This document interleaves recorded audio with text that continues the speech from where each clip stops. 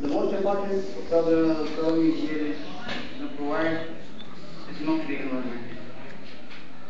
If you can't build a smoke-free environment, smoking entirely, you should establish an area for smoke congestion in its own ventilation system.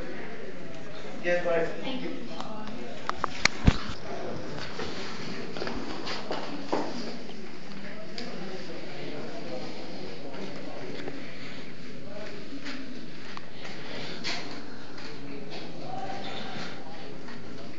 I'm roll number 2570.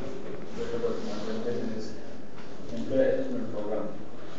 It is a specific program designed to help employees with their personal problems. No matter what kind of organization or industry an employee is working. There must be occasionally have a personal problems